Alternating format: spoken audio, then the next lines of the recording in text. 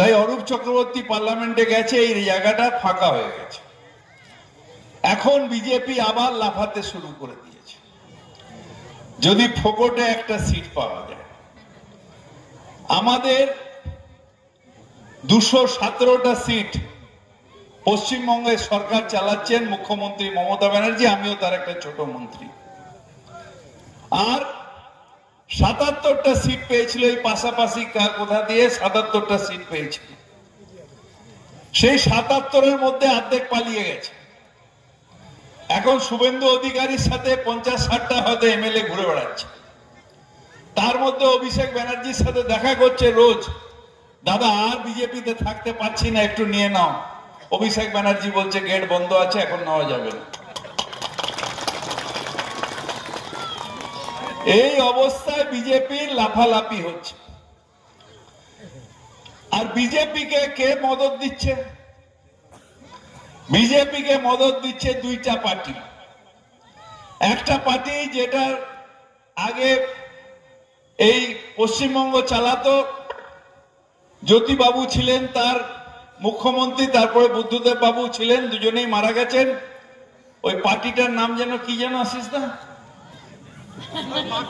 ওই সিপিএম, ওই মাকু পার্টি। আর এইখানকার একটা পার্টি আছে, তার নাম হলো কংগ্রেস। ওখানে কংগ্রেসের যারা রয়েছেন দিল্লিতে, तारा ममता बनर्जी के बोलছেন दीदी आप हमारे साथ आ जाइए, आपको छोड़ के नहीं हो सकता है इंडिया जोट, आप रहिए हमारे साथ। और এখানে কংগ্রেসের কিছু নেই, ছাগলের থাড় বাচ্চা তাং তাং তাং তাং তাং করে লাফাচ্ছে মমতা ব্যানার্জির বিরুদ্ধে। আরে তো নিজের ওদের যে প্রেসিডেন্ট ছিল অধীর বাবু, সে নিজের এলাকায় জিততে পারে না। আমি মুর্শিদাবাদে বহুবার গেছি, এই মিটিংও করে এসেছিলাম। নিজের এলাকায় জিততে পারে না, সে নাকি বাংলা সামলাবে। এই নতুন নতুন এমএলএ গেলে আমার খুব অসুবিধা। নতুন নতুন এমএলএরা গেলে তারা বলে দাদা ওই সিপিএম পার্টির এমএলএরা কোন দিকে বসে। আমি বলি এখন আর বসে না রে, বসতো একটা সময়, এখন জিরো হয়ে গেছে।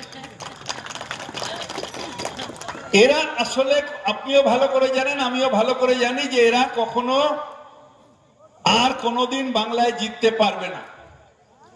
এরা কি করছে, যে কাজটা মির্জাফর করেছিল, সিরাজউদ্দৌলাকে পেছন দিক দিয়ে ছুরি মেরেছিল, ঠিক সেই কাজটা আজকে সিপিএম বাংলার কংগ্রেস সেই কাজটা করছে। কিছু ভোট কেটে নাও।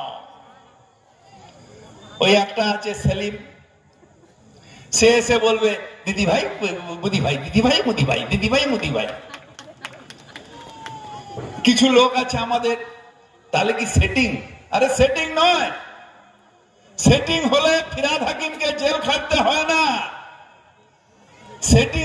সেটিং হলে আমাদের এই ইডি সিবিআই দিয়ে আমাদের নেতাদের এই অবস্থা হয় না।